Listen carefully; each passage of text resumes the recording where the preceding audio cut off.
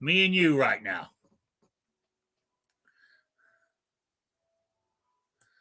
Okay. All right. Welcome from the crossroads of America. Talk show. This one is Shooting with Disabilities. But we talk guns, politics, or anything else that crosses my mind. Answer questions from the audience, either by putting them in the chat or emailing me at rickslifeasiseeit@gmail.com or spottedrick@gmail.com. I have a Patreon page, PayPal, and all that other good stuff in the info section below. There we go. Got that done. So let's see who we've at the moment. Let me introduce my at the moment, I got one panelist up here. So, New York Outcast, how you doing? Doing all right. Thanks for having me. Thanks for joining us, people. Yeah. So, and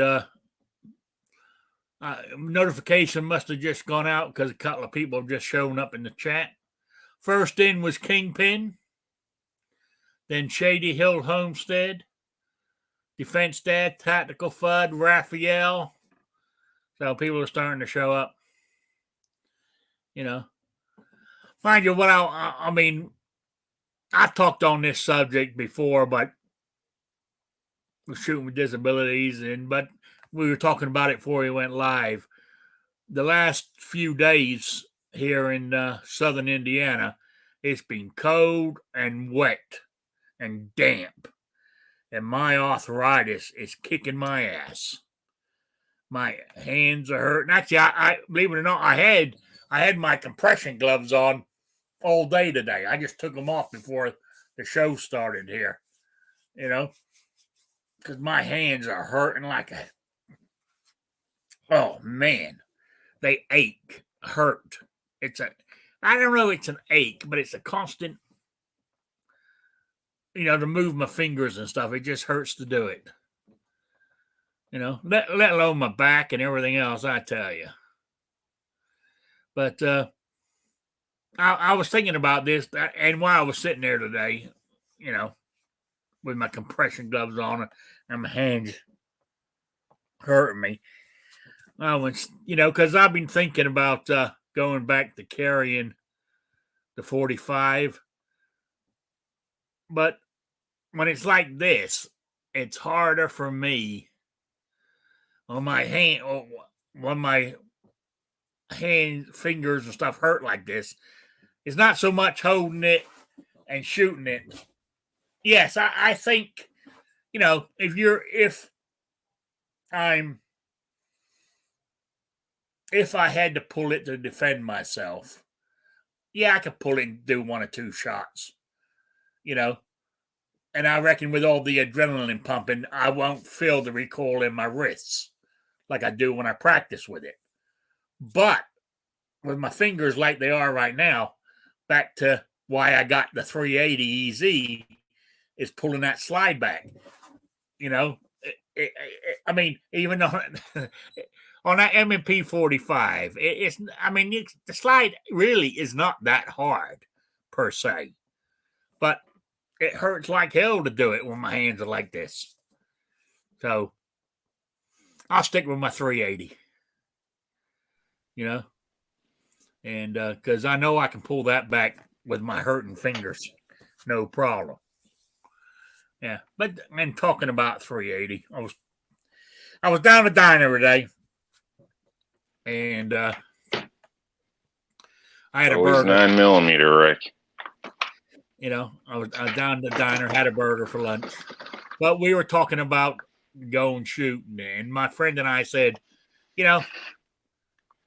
don't want to shoot, we don't want to waste the ammo, because we don't want to really pay the prices that they're asking. So I mean, do you? I'm trying to think of a word or term. I mean, excuse the pun, but do you bite the bullet and go ahead and shoot them anyway? And it's I don't know. It's I think I said this the other day. I don't find, even though maybe I'm not saving anything money wise reloaded, I feel that that I can shoot because I reload. But going out buying ammo, just my brain sort of has why it does it, I don't know. But Well, you still got to buy stuff to reload. So, I mean, it still costs you something. I mean, at least your time if you have everything. But even if you have everything, you're using it. And, in some cases, well, I assume most cases, brass cases don't last forever either. Plus availability. You've been bitching about primers for months now. So, availability and cost. So yeah, ammo's high, but or has been, although a lot of people say it's coming back down. I personally haven't been looking lately, but if that's the case, primers from what everybody's saying, they're still pretty high. So I don't know, buying ammo necessarily isn't crazy at this point. You're not paying 2-3 times the price like it was in some cases. So I don't know. You know what I mean? But still, reload, nothing's free. Like it all costs you something. You know what I mean? Yeah. So it does cost you something, but reloading it seems I feel that I'm not spending as much. You know what I'm saying? yeah, well, you're not shooting. You shoot, but you're not into the sports or this or that. You're not putting out a couple thousand rounds a week or month or probably even. So really, that's the difference too. So it depends on the individual. But just throwing it out there. So I don't know. You know what I mean? It's you bitch about it. It's not that high anymore. You know what I mean? We all wish it was free, but yeah. Anyway, change subject slightly. I got a couple of questions in the chat. Vanessa Kitties asked, "Did you get constitutional carry?" Yes, we did. The governor's office signed it Monday night. He had until Tuesday to sign it. Otherwise, it would have passed into law if he didn't veto it. But no, it was signed on Monday night. I heard a rumor that it was actually the lieutenant governor that actually signed it, but I don't know if that's true or not.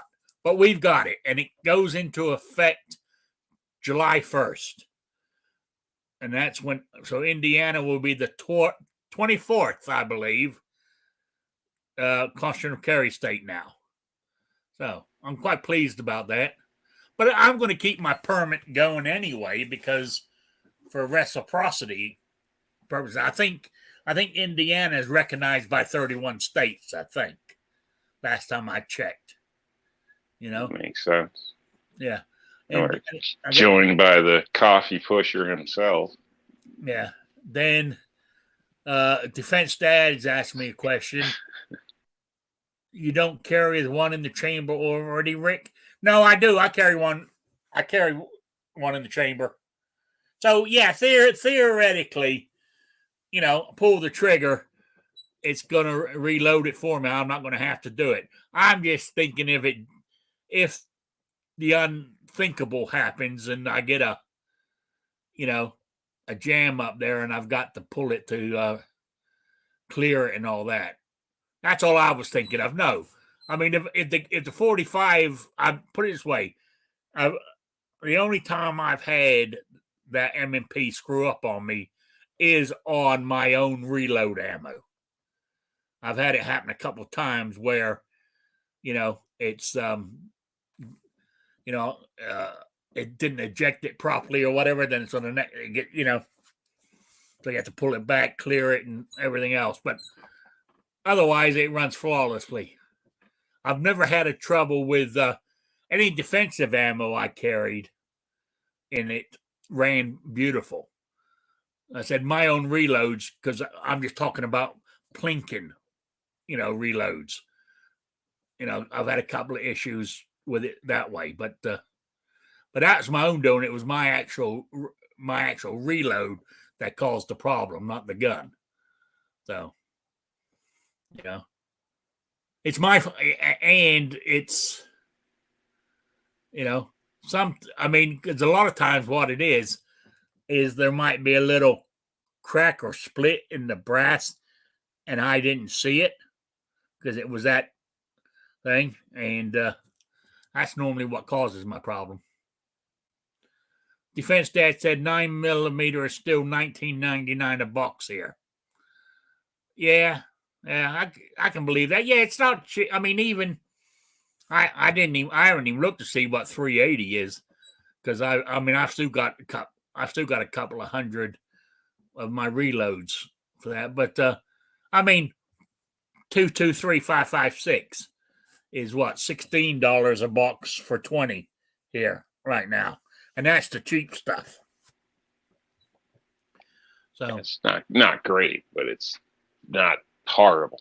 You know what I mean? It could be a lot worse. Let's put it that way. Like when people were trying to sell them like $1 a round and all that type of crap. Not that I condone high prices, but yeah. Well, anyway, let me. We got another panelist here, Squibload. How you doing? Hey. Good to see you.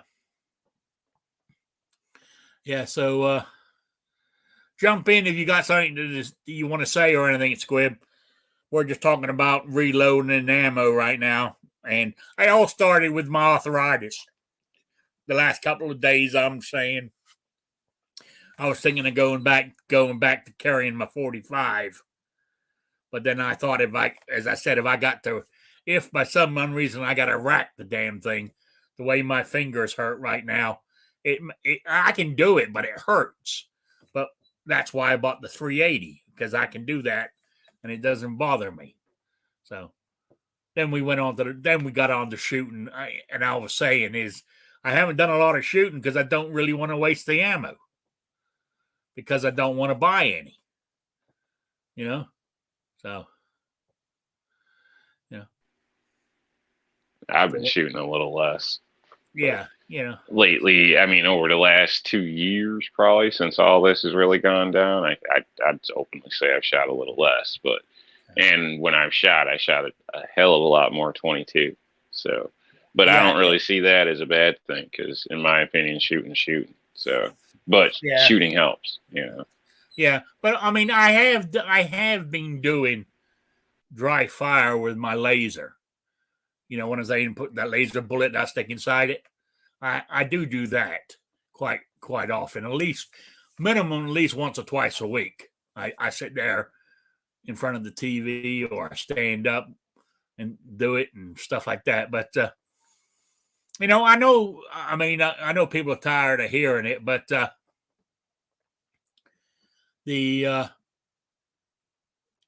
especially lately, the way inflation's gone up, and so put it this way, ammunition is not on the top of my list right now. I've got ammunition. If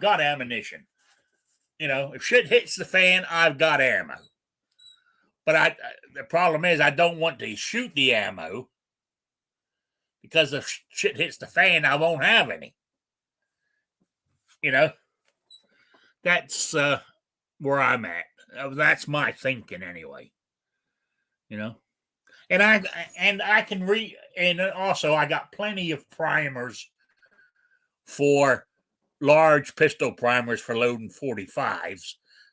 Got plenty of those, and I've got I think it's 200 or 300 small pistol primers left, so I can load another. I can load another 300 380s if I got to. Anyway. A few hundred small in the scheme of things. I think. Oh But yeah, you know, yeah, having something's better than nothing now. yeah. But So I've definitely. also got. I haven't counted it, but I think I got about 250, 300 380s already. All reloaded ammo already, ready to be fired. And You know. yeah, you bring up dry fire. I wouldn't mind touching on that for a quick second. Okay, let's go for it. Just my opinion. Um, I think a lot of people focus on it maybe a little too much, like they act like it's the end all. So I don't know. And again, just my opinion. I'm not a paid professional shooter or anything like that, but I kind of think it's a little lacking. And honestly is. And in most cases, you're constantly re-racking the gun and muscle memory, all that type of stuff. I mean, you don't constantly re-rack your gun when you shoot. So, I mean, like a lot of it, I see the idea, but I know, like referring back to the military, that you'd use a dime on your sights. And, from my knowledge, it was about breath, trigger control, basically your body, the fundamentals. And it's probably always a good idea for everybody to run back through that on a regular basis. But to just depend on dry fire, I think is going to leave you in bad shape personally. Now, again, I'm not a professional, but you're kind of training yourself wrong, in my opinion. And all those kind of habits matter when you're just running on autopilot. So, you know, um, it'd be pretty crappy to find yourself racking out live rounds in a gunfight. So, you know what I mean? I don't know if you get what I'm saying, but I understand what you're saying there, but yeah, I think I people see, but focus too much. It's I totally cool, but disagree it's with you. yeah, I wouldn't think it's the end all. But that's just me. You know, to me, And keep in mind, every round isn't laser point perfect either, even factory ammo. So there's going to be slight differences at sometimes. but see, but to me, doing it is when I get out there and start shooting a live ammo, I hit the target more times when I shoot than if I don't do any dry fire practice. I mean, it's good for Okay. teaching you Well, how to aim, and I again, mean, it's just my opinion. yeah, your opinion ain't worth shit. Dry firing is good. Yeah, I understand racking it every time. That doesn't happen in real life, type thing. But yeah, I agree with you, Defense Dad. I would figure Rob would love dry fire. It's free. Yeah, I agree with you. You know, no, I think I'm dry not firing. saying I wouldn't do it, but I It's wouldn't good say for the. that's all you can do. Never put rounds down range, and you It's should good feel for confident.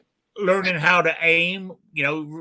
The sights and stuff, and especially if you use one of the laser bullets, you can actually see the end of your gun moving, or if you're flinching when you pull the trigger. You only flinching because you're expecting a recoil, but you don't get that with dry fire. But you can a lot of times I'll sit there and I can see the end of it moving as I pull the trigger. And I learned to hold the gun steady. So it gives you visual confirmation, which you Yes, don't usually have in live fire. you know. In live fire, I get visual. I not visual. I get what's the word for it? From here, I hear it when it smacks the steel. That all the dry firing's working because I'm hitting the steel all the time.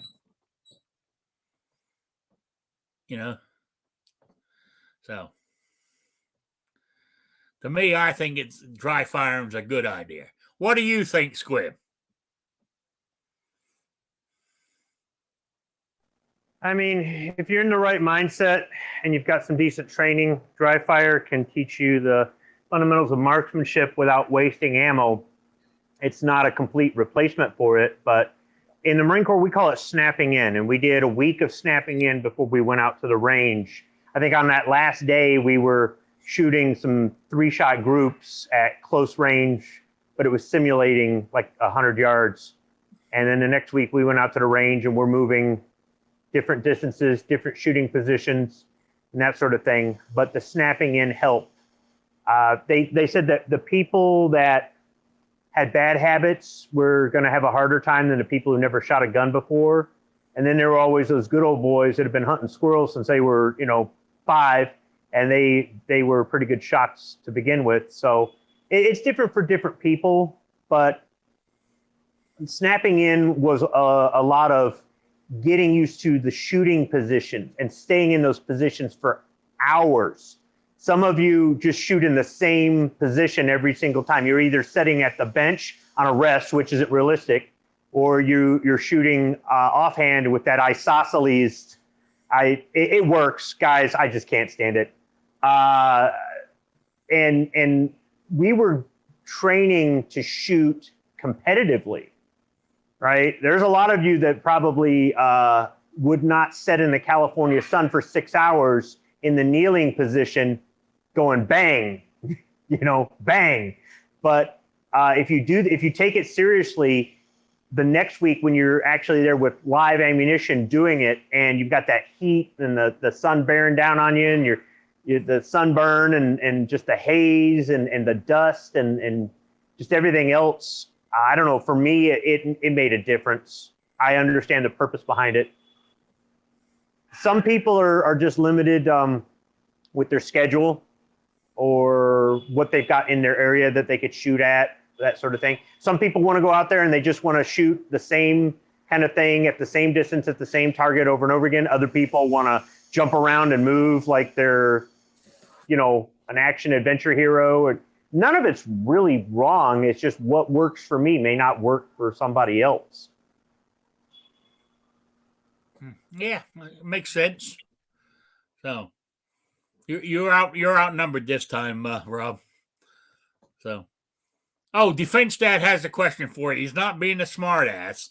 I thought this, but I didn't. Maybe I didn't understand what you said because I just let it go. But how do you not get visual confirmation with live fire?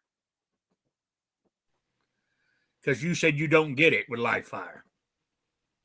Well, the target's got to be confirmation. Yeah, but what I'm stating is like you're getting lit like a laser confirmation when you aren't you pointing a laser at the wall and then pulling the trigger on the bullseye? Yeah, I mean, yeah. Yeah. I mean, well, that's not usually the case. On the wall or something, So that's what I mean. Obviously, in I guess on a range or paper or something, visual confirmation would be looking at your target where you hit it or whatever. But if you're taking shots further back, you may not be able to see that with just your eyes. So basically, I don't know, maybe I stated it wrong, but the point I was getting at is like, you're comfortably staying in your home with a laser pointer. So, and saying bang and racking your slide, unless I misunderstand the system. I don't know. Yeah. Yeah. Some of the systems, it depends on what kind of system it is. Some of the systems can simulate different kinds of things. I know that I don't even know if it's being used anymore. It probably is with compressed air or CO2, stuff like that. I mean, if you wanna practice with your AR-15, all you need is a boot lace and a partner. That's it. But the recoil is something you have to be able to deal with, and getting back on target is something you have to deal with. But that sight alignment, sight picture, the breathing, the squeeze, all that other stuff, that you can do really without a whole lot of resetting. When I dry fire single action revolvers, right? You got to reset every time. So I don't really have that issue, but it's a very small front sight blade there, something like that. I'm trying to acquire it. That for me is more important than the recoil.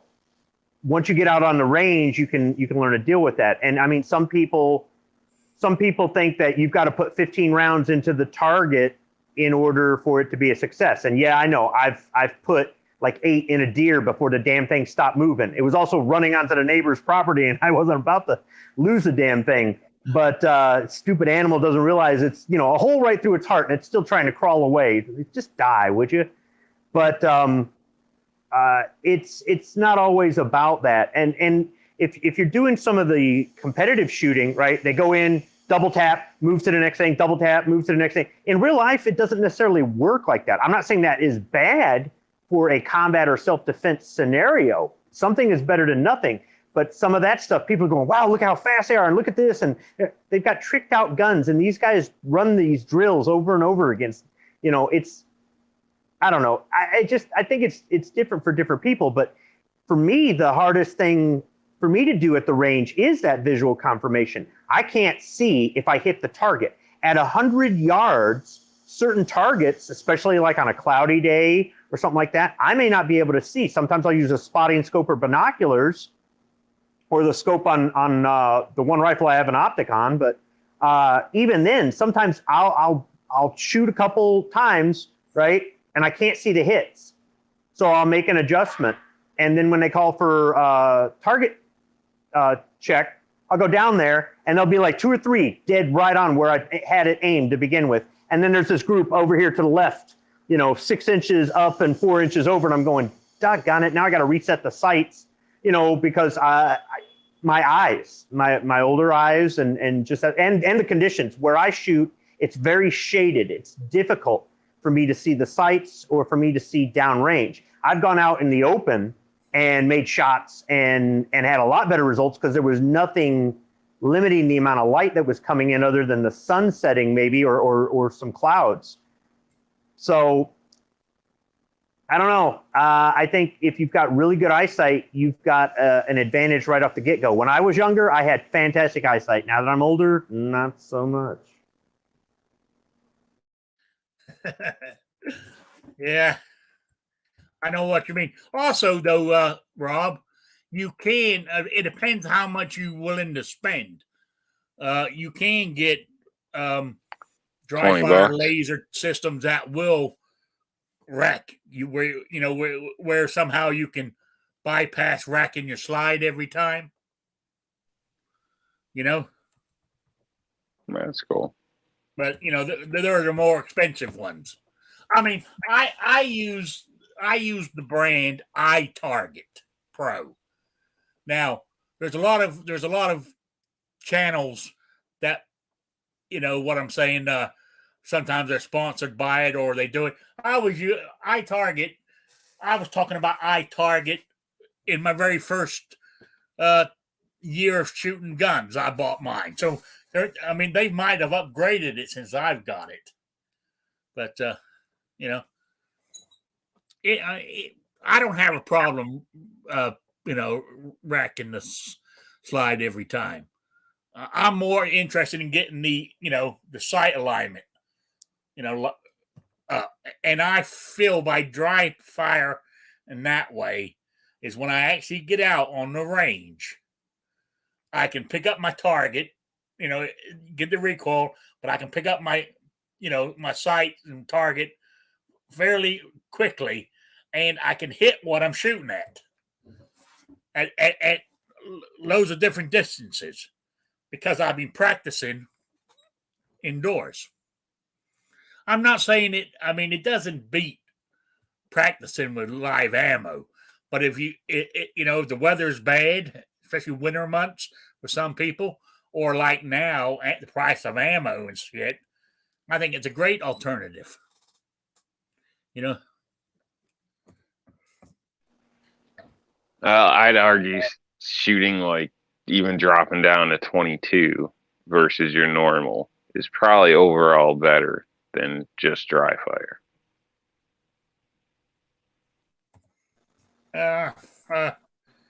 I guess I don't agree with you, but you know, if I'm really more realistic simulation. If I'm really trying to get the most out of my training or practice, then I'm going to use the gun that I would be using for self-defense. Is it the bedside gun? Is it the concealed carry gun? Is it my sidearm when I'm hiking? Is it my hunting rifle? Is it my SHTF bug out, which I'd never do, rifle, whatever it is. And then I would be using the ammo that I would be using in those scenarios or things like that. It can get very costly, but that's going to get you used to everything about it more so than a simulation.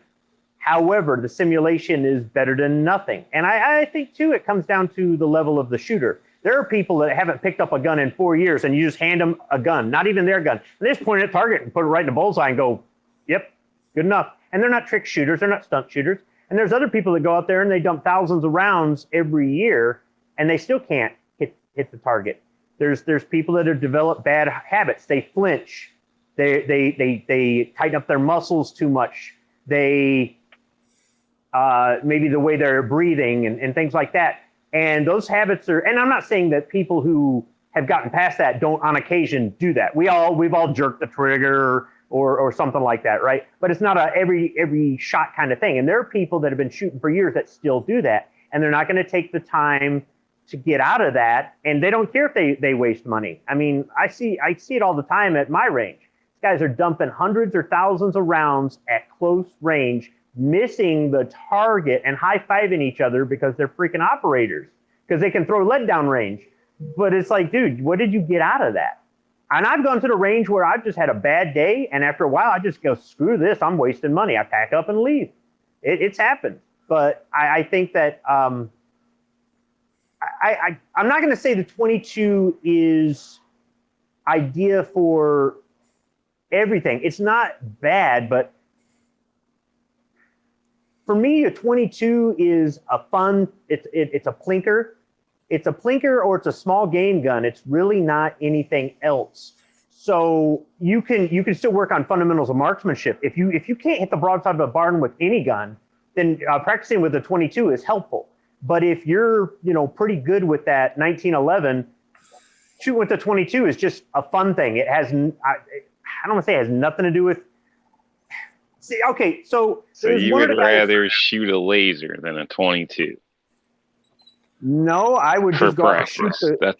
That's all I'm asking for practice. If your choices were besides your caliber, your select caliber, because for some reason you want to save money, or you can't get out, you can't buy it.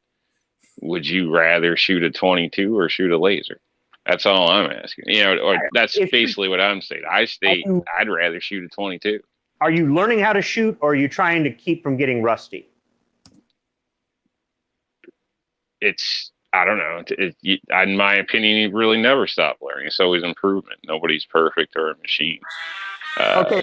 I'm sure even Michalak has a bad day, but you know what I mean? So it's the practice of it. It's continuing the practice of it. You know what I mean? Whether it's changed a little because your drop, your recoil, it's still something. Something's better than nothing, in my opinion. But yeah, maybe I'm crazy. I don't know. Somebody says a lot in their videos that shooting is a perishable skill, and I disagree with that. I'm not saying that if you haven't shot in years, you might be a little bit rusty, but it'll all come right back to you. Now, if you haven't shot in 20 years and you've got to do a self-defense thing, you might just go right back into it and you're good to go, or you might screw up. I'm not talking about that, but some people don't have to go to the range every week. So the idea that it's a perishable skill makes it sound like if you don't shoot so much so often, you're just going to forget how to use a freaking gun. And that's not, in my opinion, or at least my experience, that's not the case. Now, if I haven't shot something in a year and I'm not shooting bullseyes my first time back to the range, you go, I thought you said it was not a perishable skill. I'm still on target. I'm still doing this. I'm still doing that. I haven't forgot how to shoot. And there are different methodologies for shooting too. Like the people who do the trigger reset, I still don't get that. Where the hell did you learn that? That's the new thing, right? It's like so many other things. You go to one instructor and they're like, yeah, this is where you hold the gun and this is where you pull the trigger and this is where you, and it works. You're going so far off the questions. Well, I mean, so no, because it's all right. This is squib. No, 22 for me is learning how to shoot. And after that, it's fun and hunting. After that, it is fun and hunting. That's it. It is It is not for maintaining because I don't believe it's perishable, unless maybe. So you think all the AR conversion kits and everything is just ridiculous and stupid?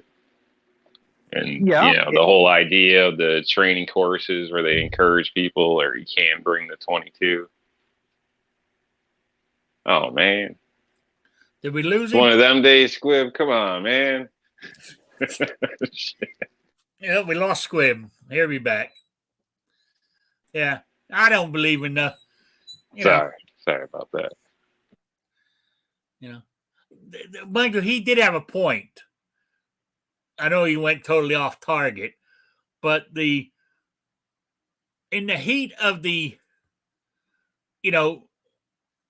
trigger reset. Now, I've heard some good instructors, you pull the trigger, let go. You know what I'm saying? You don't wait for it you wait for it to click, then you can pull it again. I mean, you're only talking the difference between a reset and if you let go of the trigger and it goes back to its original position. Between the reset and the original position, I mean, taking a ruler trying to measure that is so minute. I don't know why people get all worked up over it. AR gun says it is perishable with a handgun. I don't know. I don't know, AR. I can understand being rusty and not hitting, as he said, not hitting the target as often. But I mean, do you forget how to shoot one? I don't think so. I don't think anybody would completely forget or anything, but I think it's fair to say any team, any professional force of anything practice a lot. You know what I mean? So obviously practice isn't going to hurt you. So, the more you practice, the better you are. Like Olympians, professional shooting teams, the top tier guys, you can say, they train their asses off all the time. So, you know what I mean? That obviously shows something. There must be a reason for all this. They don't just sit around and bullshit on YouTube and they're superstars all day. Yeah, I mean, training helps.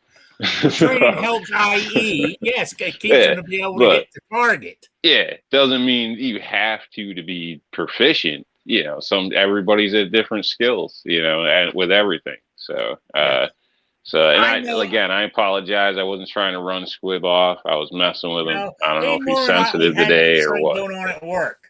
I don't think he just quit because he was mad at you or anything. I think he more maybe, hopefully. But back to shooting the the laser. I've noticed myself, if I don't do it, my first magazine, one or two magazines of shooting live ammo, I'm not hitting the target as good as I have if I had practiced dry fire, a few days before, that. I have noticed that. That's why I do it. It keeps my eye in for when I go out there and pull the trigger. I know I'm going to hit the goddamn 6-inch still target at 25 yards, So, mind you, it's I have noticed, I don't know why, but I can hit the target at 25 yards with my 45 ACP. I hit it more times with the 45 than I can with the 380. I do hit it with the 380, but I don't know if that's a matter of perception in my head. I got to get something working there.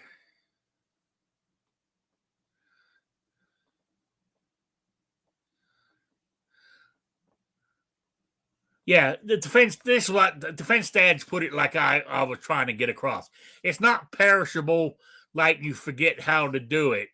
But say you haven't shot in 2 months, and you try to shoot a swinging hostage target, you're probably going to hit the hostage a few times until you get back into doing it again. You know? I'd agree to that. It's very possible. You know? So, yeah. Well, anyway, I've got 2 of those lasers things. I got a 45 one, which I haven't used in ages, but I believe it still works. I think it does. At the very least, you'd be more confident if you shot more regularly than if you did. In that scenario, I think. Yeah. Yeah. I mean, I don't know if it. I got one of the. Does it still work? Does the laser still work? Did that light come on? Oh yeah, the light still work. The batteries are still good in it. Yeah, that's the 45 one. You know, and I got one for the 380. Actually, I lie. I've actually got another one, a 38 special. I've only got the one. You know why I got the 38 special? I don't remember. I think iTarget, when I first bought it, was doing a deal.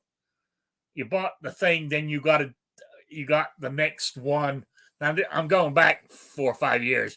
I think that's how it went. That you got to get another one at sort of half price or with a big discount. I can't remember what it was. So, and why I got the 38 special. It will work in a revolver, but you got to shoot. Mine only holds 5. I ain't got 5 lasers. You know, if you shoot it, then you got to shoot 4 more times for it to come back around again. But, you know,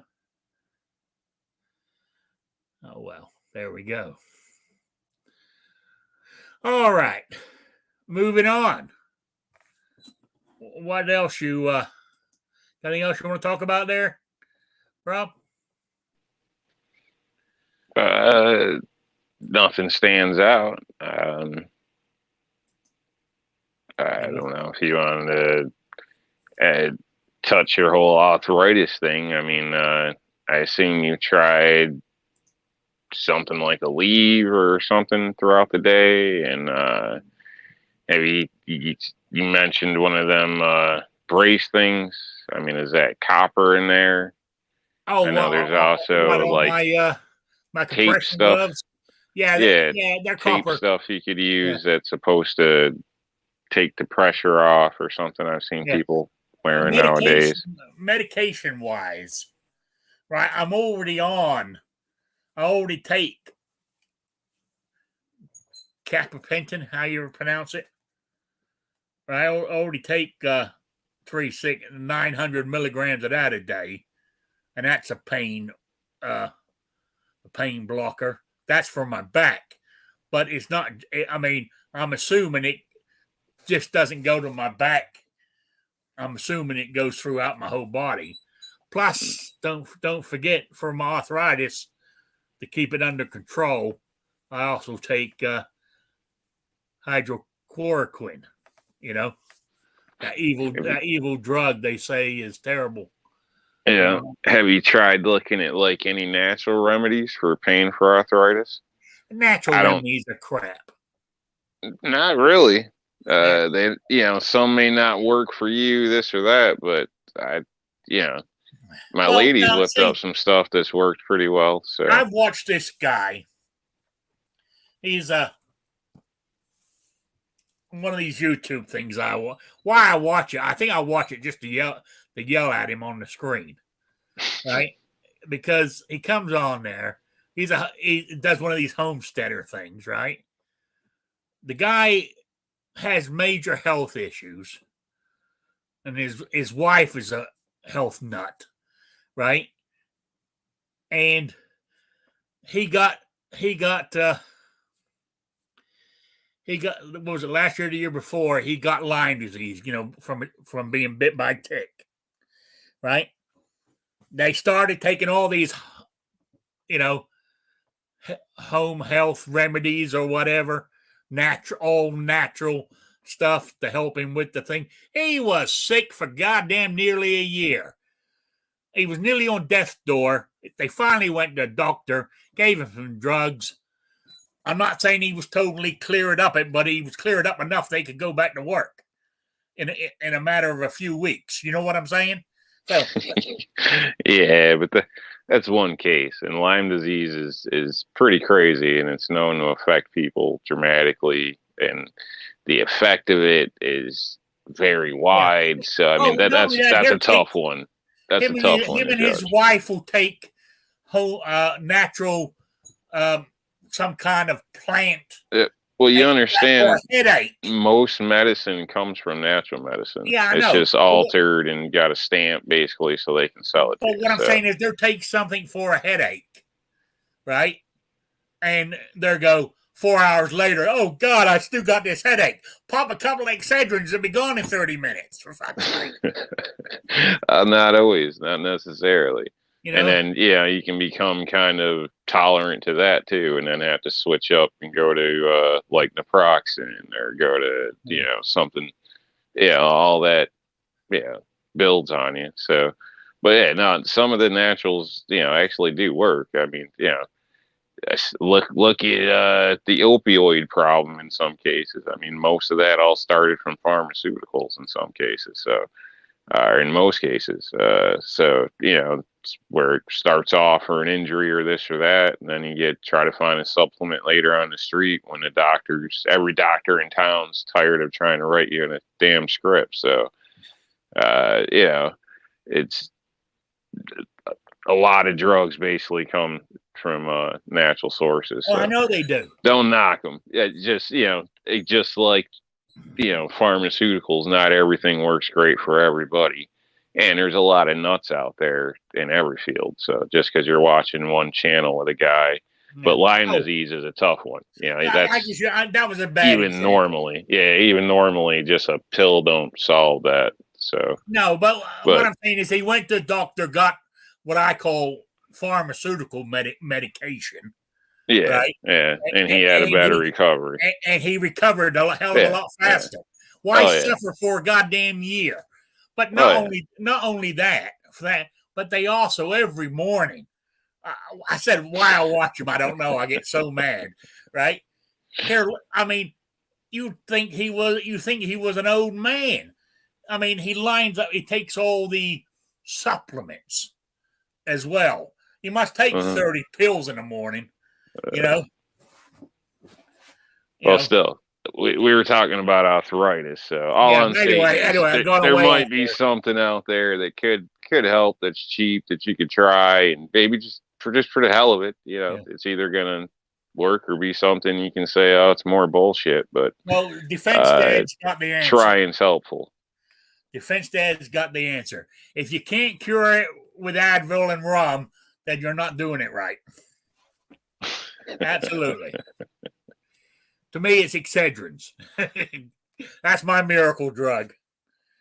So actually, sometimes, even though I'm taking that carbapenem and the hydrochloroquine and all this for pain and stuff, sometimes I will pop a couple of like a druggie.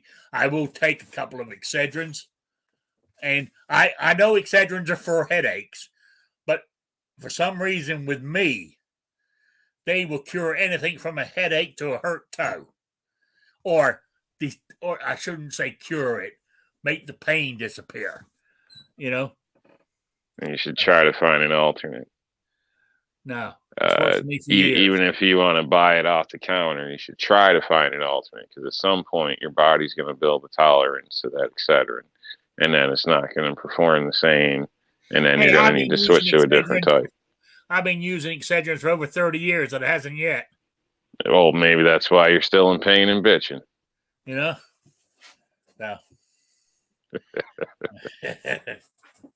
You definitely you're a negative. I could probably use a bottle of aspirin a year. Like, just for myself. I don't take it often, but I don't take anything like that often, and I avoid the doctor. So nobody should listen to me. my doctor actually told me to take 2 aspirins every day. Just regular sort of baby aspirin type thing. They say it's good for the heart. Yeah. So You are I do take, overweight and diabetic, so it makes total I sense. But the problem is I don't, because I keep forgetting to buy it. I'll take it while I got it, but if I forget to buy it, I'll go a week, 2 weeks without taking it because I forget to buy it, So I can have it done by prescription, but I can't see the point of abusing my insurance to have them pay for aspirins. You know what I'm saying? It just doesn't sit right with me. So but anyway. But besides that, for my age and my health, I ain't doing too bad. Gotta look on the bright side of life. There's always somebody worse off than you are. You might not think that, you might not believe that, but it's true. I don't know. You don't look good to me for 26 years old. I wish I was 26. So. Well, actually, no. When I was 26, I was married. I was taking care of 2 kids. Oh yeah. Tough days. Oh. Were you cutting meat? Yes. I was living in England, and I was working actually in a British butcher shop, and so the pay wasn't as great as like working over here. Put it this way: when I finally, when a position finally came open on a American military base in England, I applied and I got the job, and my salary went up almost 3 times to what I was actually earning on the English economy. Is that when the wife wanted a second house and vacation and pool boy? Yeah, and I tell you what, I've been in debt ever since. So, yeah, but yeah, so that's the story of my life so far. No, but I piss and moan, and I know people are tired of hearing it. And I was talking with my friend the other day. I've looked for jobs to do from home, online type jobs, or anything from home, and I can't find anything that's not a scam of some sort. Or you're doing a job and you're working, doing hours and hours and getting very little for it, type thing. And so to supplement my income, I'm on a fixed income, and especially now, the last few months, the way inflation has gone, back to our original thing about buying ammo, ammo is not on my list. Covering my utilities and food is my 2 top priorities right now.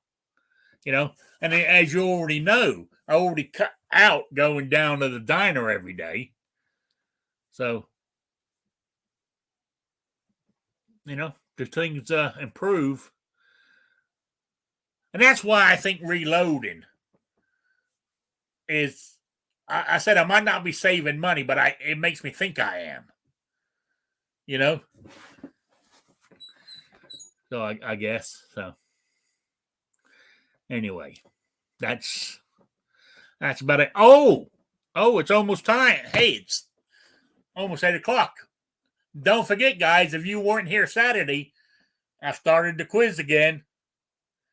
I'm doing it every 2 weeks, and I started off. So you've gotten to the 2nd of April to get the answer into me, and it'd be a patch and some stickers, and this Spartan Arms hat is the actual prize.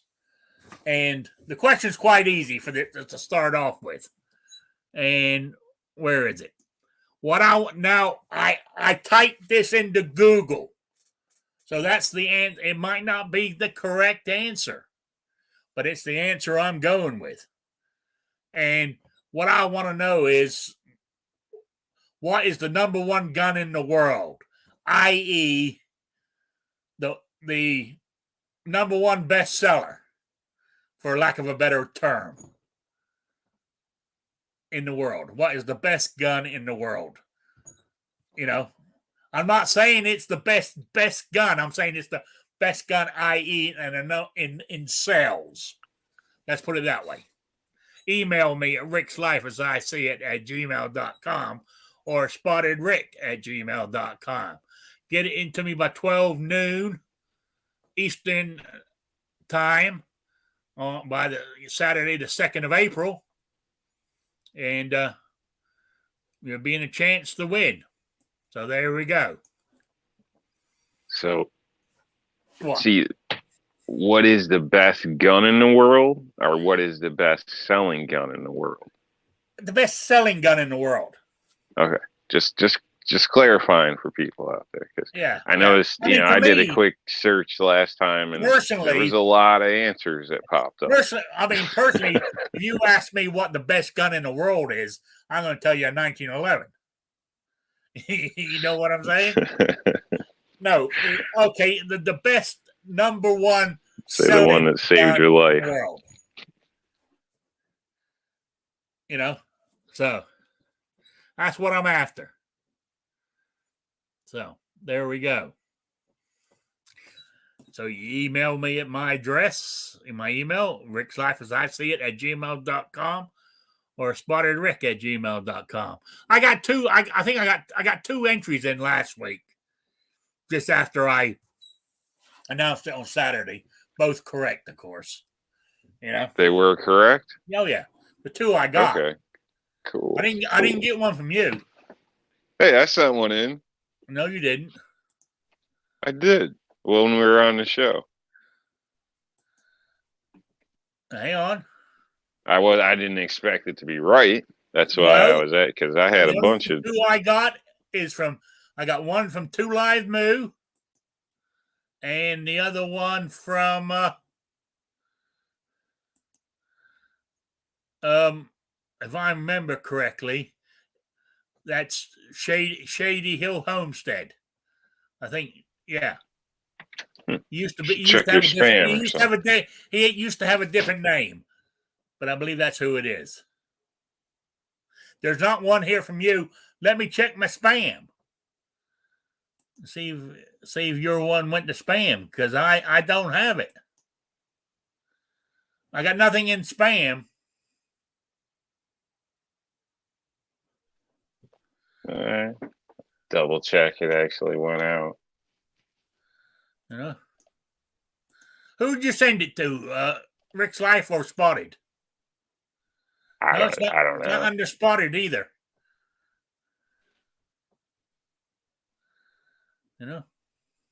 Sorry. You just Let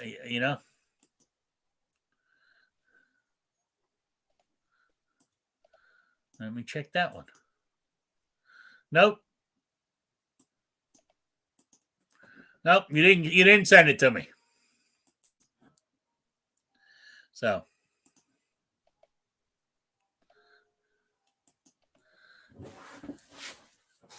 all right, I'm checking, but anyhow. Yeah. So that's so I've only got 2 answers, and one of them ain't yours. So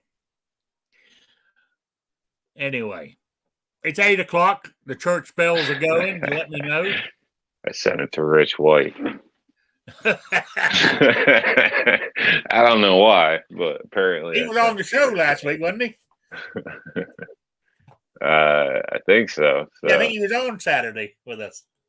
Yeah. All right. He was really wondering why in the hell you sent it to him. Yeah, he's like, what is this? Because it probably looks kind of cryptic without any explanation. So yeah. All right. You got any plugs or shout outs there, Rob? no, just thanks for joining me and joining us, and have a great night. All right, appreciate it. Also, I'm having pizza again tonight. I treated myself and spent an extra couple of dollars, and I got those pizzas on the French bread. For they're going to be nice and crispy. I fancy. I don't know. I saw them. It's still frozen. I saw them in the freezer section in the pizza, and I said, "Damn, I'm going to have some of those." So there we go. Kevin in New York, you're here, and we're just winding up. It's quitting time already. It's 8:00, and I only run this one for an hour on Wednesdays. So I appreciate you all showing up there in the chat. I don't know if we made any sense or you got anything out of it, but I do appreciate you coming. If you got any topics you want covered, because we're technically shooting with disabilities, I try to start off with something to do with that, like I did this with my arthritis and handling firearms and stuff. But if you got anything, questions you want asked, just email me and I'll bring them up as a topic, So, all right. So that's it. Unfortunately, we lost Squib. He more like had a work thing going on. Sometimes people come in and he has to cut off straight away. It's normally one of his bosses. So I think it's when he has to do that. All right. So that's it. I'm getting out of here. I will see you all. I'll be here Saturday, 3 p.m. Eastern, the only time zone that matters. And if you got any general questions you want as topics on Saturdays, you can send me in those too if you want. If you got any questions for the quiz, you can send them in to me as well. Complaints, go to shootingleft-to-center@gmail.com. That's the complaint department. So I will say see you all on Saturday, and thank you for being here. I really do appreciate it. Good night, everybody. Goodbye, Sabrina. Eat a salad.